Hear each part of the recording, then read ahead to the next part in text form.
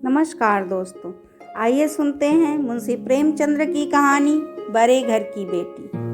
बेनी माधव सिंह गौरीपुर गांव के जमींदार और नंबरदार थे। उनके पितामह किसी समय बड़े धन धान्य संपन्न थे। गांव का पक्का तालाब और मंदिर जिनकी अब मरम्मत भी मुश्किल थी, उन्हीं की कीर्ति स्तंभ थे। कहते हैं इस दरवाजे पर हाथी झूमता था जब उसकी जगह एक बूढ़ी भैंस थी जिसके शरीर में अस्थि पंजर के सिवा और कुछ शेष न रहा था, पर दूध शायद बहुत देती थी, क्योंकि एक न एक आदमी हांडी लिए उसके सिर पर सवार ही रहता था। बेनी माधव सिंह अपनी आधी से अधिक संपत्ति वकीलों को भेंट कर चुके थे। उनकी वर्तमान आय 1000 रुपये वार्षिक से अधिक न थी। ठाकुर साहब के 2 बेटे थे। बड़े का नाम श्रीकंठ सिंह था। उसने बहुत दिनों के परिश्रम और उद्योग के बाद बीए की डिग्री प्राप्त की थी। अब एक दफ्तर में नौकर था। छोटा लड़का लाल बिहारी सिंह दोहरे बदन का सजीला जवान था, भरा हुआ मुखड़ा, चौड़ी छाती। भैंस का 2 सेर ताजा दूध वह उठकर सवेरे पी जाता था। श्रीकंठ सिंह की दशा बिल्कुल विपरीत थी। इन नेत्रप्रिय गुणों को उन्होंने बीए हिंदी 2 अक्षरों पर न्यौछावर कर दिया था। इन 2 अक्षरों ने उनके शरीर को निर्बल और चेहरे को कांतिहीन बना दिया था। इसी से वैदिक ग्रंथों पर उनका विशेष प्रेम था। आयुर्वेदिक औषधियों पर उनका अधिक विश्वास था। शाम सवेरे उनके कमरे में प्रायः खरल की सुरीली कर्णमधुर ध्वनि सुनाई दिया करती थी। लाहौर और कलकत्ते के वैद्यों से बड़ी पढ़ी लिखा पढ़ी रहती थी। श्रीकंठ इस अंग्रेजी डिग्री के अधिपति होने पर भी अंग्रेजी सामाजिक प्रथाओं के विशेष प्रेमी न थे, बिल्कुल, बल्कि वह बहुधा बड़े जोर से उनकी निंदा और तिरस्कार किया करते थे। इसी से गांव में उनका बड़ा सम्मान था। दशहरे के दिनों में वह बड़े उत्साह से रामलीला में सम्मिलित होते और स्वयं किसी न किसी पात्र का पाठ लेते थे। गौरीपुर में रामलीला के वही जन्मदाता थे। प्राचीन हिंदू सभ्यता का गुणगान उनकी धार्मिकता का प्रधान अंग था। हिंदू सभ्यता का गुणगान उनकी धार्मिकता का प्रधान अंग था। सम्मिलित कुटुंब के तो एकमात्र उपासक थे। आजकल स्त्रियों को कुटुंब में मिलजुल कर रहने की जो अरुचि होती है, उसे वह जाति और देश दोनों के लिए हानिकारक समझते थे। यही कारण था कि गांव की ललनाएं उनकी निंदक थी। कोई तो उन्हें अपना शत्रु समझने में भी संकोच न करती थी। स्वयं उनकी पत्नी को भी इस विषय में उनसे विरोध था। यह इसलिए नहीं उसे अपने सास, ससुर, देवर या जेठ आदि से घृणा थी, बल्कि उसका विचार था कि यदि बहुत कुछ सहने और तरह देने पर भी परिवार के साथ निर्वाह न हो सके, तो आए दिन की कलह से जीवन को कष्ट करने की अपेक्षा यही उत्तम है कि अपनी खिचड़ी अलग पकाई जाए। आनंदी एक बड़े उच्च कुल की लड़की थी। उसके बाप एक छोटी सी रियायत के तालुकेदार थे। विशाल भवन, 1 हाथी, 3 कुत्ते, बाज, बाहरी शिकड़े, झाड़ फानुस, ऑनरेरी मजिस्ट्रेटी और ऋण, जो एक प्रतिष्ठित तालुकेदार के भोग्य पदार्थ हैं, सभी यहाँ विद्यमान थे। नाम था भूप सिंह। बड़े उदार चित्त और प्रतिभाशाली पुरुष थे, पर दुर्भाग्य से लड़का एक भी न था। 7 लड़कियां हुई और दैव योग से सब की सब जीवित रही। पहली उमंग में तो उन्होंने 3 ब्याह दिल खोल कर किए, पर 15-20 हजार रुपये का कर्ज सर पर हो गया तो आंखें खुली, हाथ समेट लिया। आनंदी चौथी लड़की थी। वह अपनी सब बहनों से अधिक रूपवती और गुणवती थी, इससे ठाकुर भूप सिंह उसे बहुत प्यार करते थे। सुंदर संतान को कदाचित उसके माता पिता भी अधिक चाहते हैं। ठाकुर साहब बड़े धर्म संकट में थे कि इसका विवाह कहाँ करें। न तो यही चाहते थे कि ऋण का बोझ बढ़े और न यही स्वीकार था कि उसे अपने को भाग्यहीन समझना पड़े। एक दिन श्रीकंठ उनके पास किसी चंदे का रुपया मांगने आया। शायद नगरी प्रचार का चंदा था। भूप सिंह उनके स्वभाव पर रिझ गए और धूमधाम से श्रीकंठ सिंह का आनंदी के साथ ब्याह हो गया। आनंदी अपने नए घर में आई तो यहाँ का रंग ढंग कुछ और ही देखा। जिस टीम टाम से उसे बचपन की आदत पड़ी हुई थी, वह यहाँ नाम मात्र को भी न थी। हाथी घोड़ों का तो कहना ही क्या, कोई सजी हुई सुंदर बहली तक न थी। रेशमी स्लीपर साथ लाई थी, पर यहाँ बाग कहाँ। मकान में खिड़कियां तक न थी, न जमीन पर फर्श, न दीवारों पर तस्वीरें। यह एक सीधा साधा देहाती गृहस्थ का मकान था, किंतु आनंदी ने थोड़े ही दिनों में अपने कोई इस नई अवस्था के ऐसा अनुकूल बना लिया मानो उसने विलास के सामान देखे ही नहीं थे। एक दिन दोपहर के समय लाल बिहारी सिंह 2 चिड़िया लिए हुए आया और भावच से बोला, जल्दी से पका दो, मुझे भूख लगी है। आनंदी भोजन बनाकर उसकी राह देख रही थी। अब वह नया व्यंजन बनाने बैठी। हांडी में देखा तो पाव भर से ज्यादा घी नहीं था। बड़े घर की बेटी किफायत क्या जाने, उसने सब घी मांस में डाल दिया। लाल बिहारी खाने बैठा तो दाल में घी न था। बोला, दाल में घी क्यों नहीं छोड़ा? आनंदी ने कहा, घी सब मांस में पड़ गया। लाल बिहारी जोर से बोला, अभी परसों घी आया है, इतना जल्द उठ गया? आनंदी ने उत्तर दिया, आज तो कुल पाव भर रहा होगा, वह सब मैंने मांस में डाल दिया। जिस तरह सूखी लकड़ी जल्दी से जल उठती है, उसी तरह क्षुधा से बावला मनुष्य जरा जरा सी बात पर तिनक जाता है। लाल बिहारी को भावच की यह ठिठाई बहुत बुरी मालूम हुई। तिनक कर बोला, मैके में तो चाहे घी की नदी बहती हो। स्त्रियां गाली सह लेती है, मार भी सह लेती है, पर मैके की निंदा उससे नहीं सही जाती।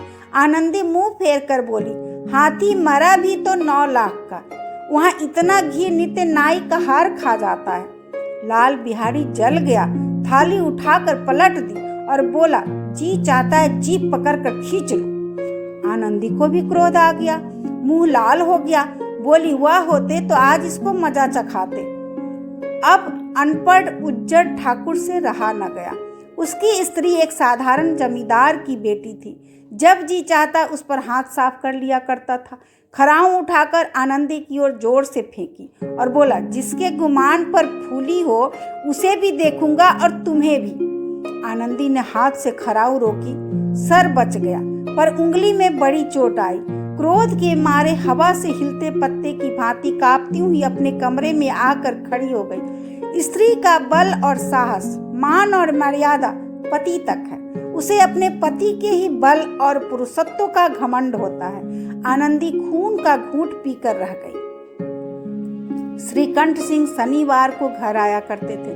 बृहस्पति को यह घटना हुई थी। 2 दिन तक आनंदी कोप भवन में रही, न कुछ खाया न पिया, उनकी बाट देखती रही। अंत में शनिवार को वह नियमानुकूल संध्या समय पर घर आए और बाहर बैठकर कुछ इधर उधर की बातें, कुछ देश काल संबंधी समाचार तथा कुछ नए मुकदमे आदि की चर्चा करने लगे। यह वार्तालाप 10 बजे रात तक होता रहा।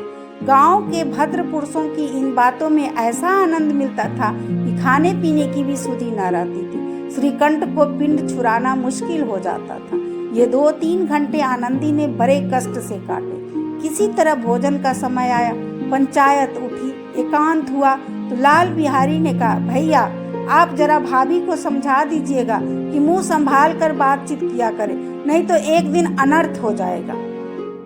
बेनी माधव सिंह ने बेटे की ओर से साक्षी दी, हाँ, बहू बेटियों का यह स्वभाव अच्छा नहीं कि मर्दों के मुंह लगे। लाल बिहारी, वह बड़े घर की बेटी है तो हम भी कोई कुर्मी का हार नहीं है। श्रीकंठ ने चिंतित स्वर से पूछा, आखिर बात क्या हुई? लाल बिहारी ने कहा, कुछ भी नहीं, यूं ही आप उलझ पड़ी। मैके के सामने हम लोगों को कुछ समझती ही नहीं। श्रीकंठ खा पीकर आनंदी के पास गए। वह भरी बैठी थी। यह हजरत भी कुछ तीखे थे। आनंदी ने पूछा, चित्त तो प्रसन्न है? श्रीकंठ बोले, बहुत प्रसन्न है, पर तुमने आजकल घर में यह क्या उपद्रव मचा रखा है?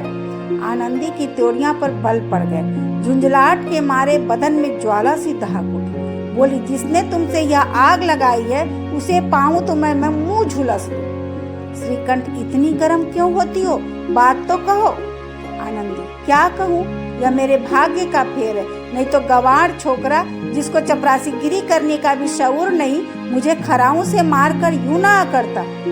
श्रीकंठ, सब हाल साफ साफ कहो तो मालूम हो, मुझे तो कुछ पता नहीं। आनंदी, परसों तुम्हारे लाडले भाई ने मुझसे मांस पकाने को कहा।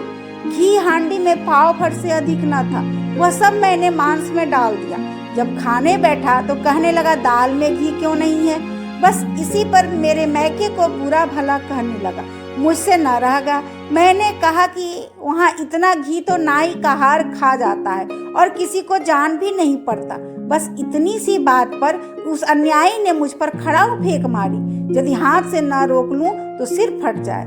उसी से पूछो मैंने जो कुछ कहा है वह सच है या झूठ। श्रीकंठ की आंखें लाल हो गई। बोले, यहाँ तक हो गया इस छोकरे का यह साहस।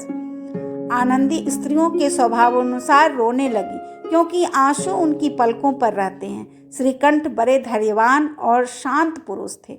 उन्हें कदाचित ही कभी क्रोध आता था। स्त्रियों के आंसू पुरुषों की क्रोधाग्नि भड़काने में तेल का काम देते हैं। रात भर करवटें बदलते रहे। उद्विग्नता के कारण पलक तक नहीं झपकी। प्रातःकाल अपने बाप के पास जाकर बोले, दादा अब इस घर में मेरा निवाह न होगा। इस तरह की विद्रोहपूर्ण बातें कहने पर श्रीकंठ ने कितनी ही बार अपने कई मित्रों को आड़े हाथों लिया था, परंतु दुर्भाग्य आज उन्हें स्वयं वही बातें अपने मुंह से कहनी पड़ी। दूसरों को उपदेश देना भी कितना सहज है। बेनी माधव सिंह घबरा उठे और बोले, क्यों? श्रीकंठ, इसलिए कि मुझे भी अपनी मान प्रतिष्ठा का कुछ विचार है। आपके घर में अब अन्याय और हठ का प्रकोप हो रहा है। जिनको बड़ों का आदर सम्मान करना चाहिए वे उनके सिर चढ़ते हैं। मैं दूसरे का नौकर ठहरा घर पर रहता नहीं। यहाँ मेरे पीछे स्त्रियों पर खड़ाऊ और जूतों की बौछारें होती है। कड़ी बात तक चिंता नहीं, कोई एक दो कह ले यहाँ तक मैं सह सकता हूँ, किंतु यह कदापि नहीं हो सकता कि मेरे ऊपर लात घूंसे पड़े और मैं दम न मारूं। बेनी माधव सिंह कुछ जवाब न दे सके। श्रीकंठ सदैव उनका आदर करते थे। उनके ऐसे तेवर देखकर बूढ़ा ठाकुर अवाक रह गया। केवल इतना ही बोला, बेटा तुम बुद्धिमान होकर ऐसी बातें करते हो। स्त्रियां इस तरह घर का नाश कर देती हैं। उनको बहुत सिर चढ़ाना अच्छा नहीं।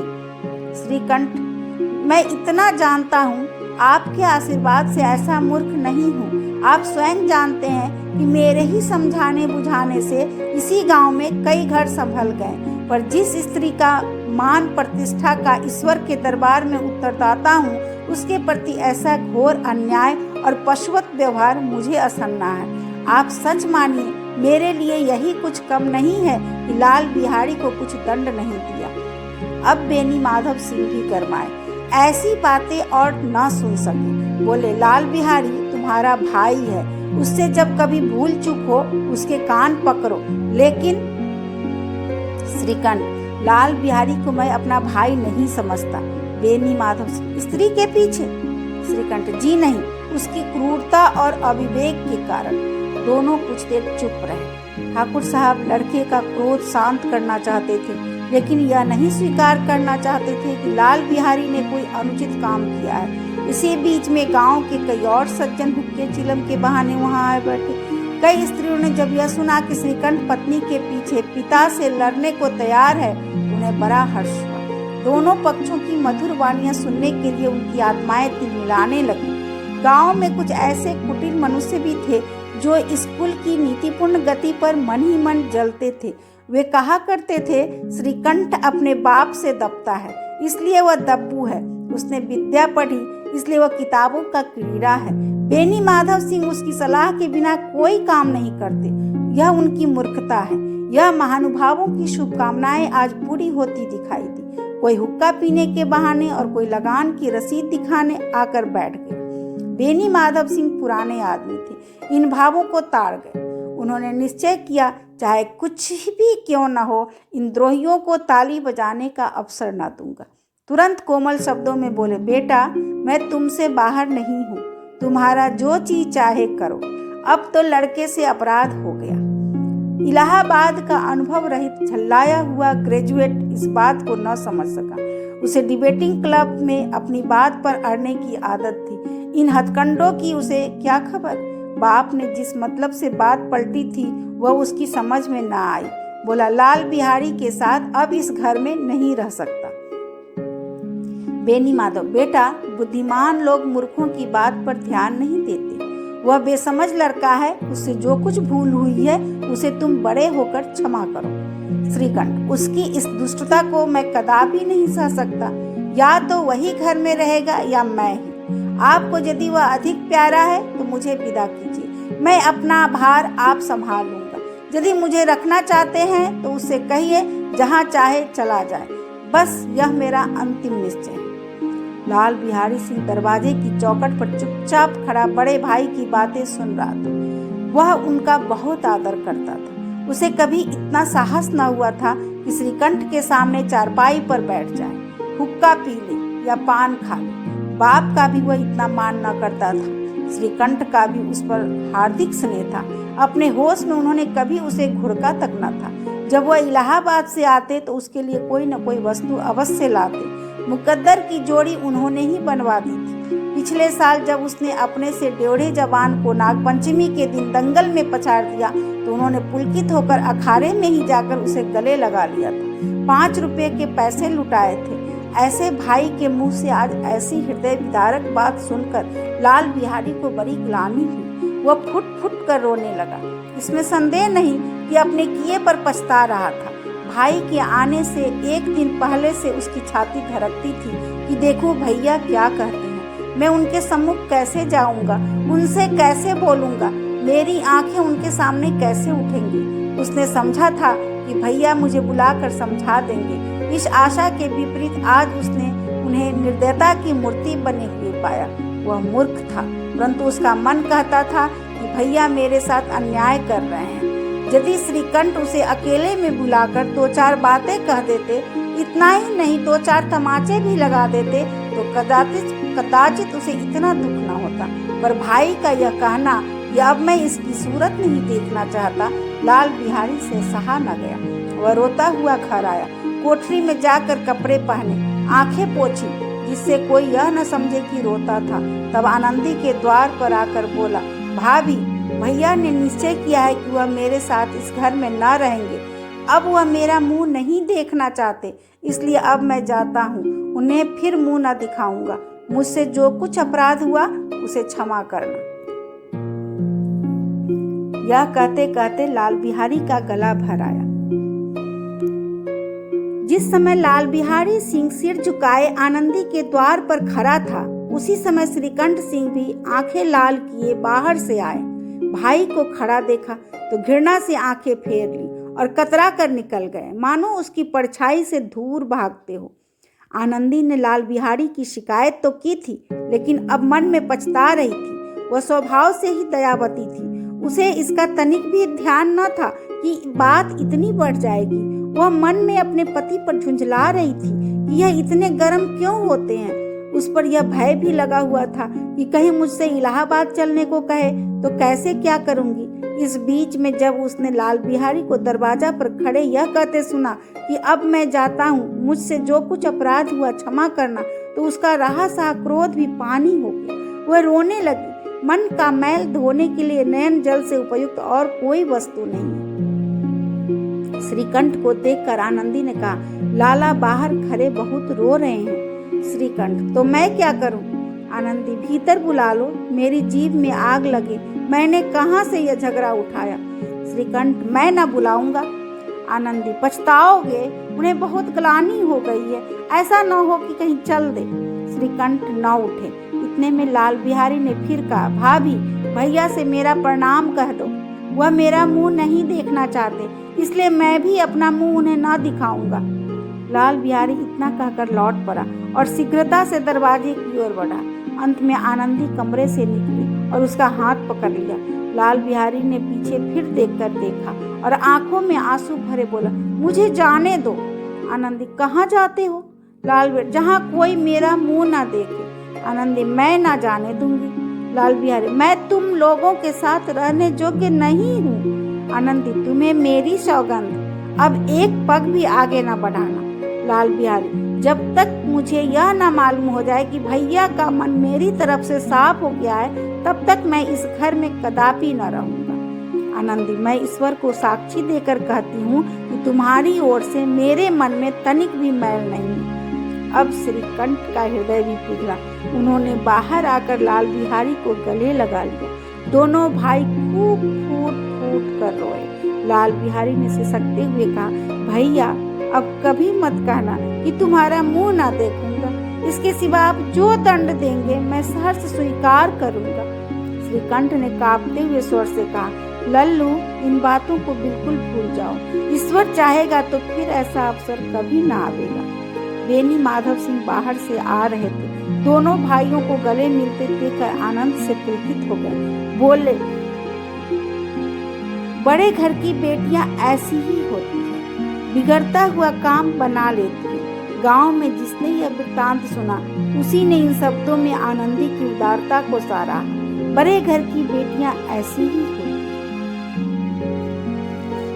अभी आप सुन रहे थे मुंशी प्रेमचंद्र की कहानी बड़े घर की बेटी। धन्यवाद।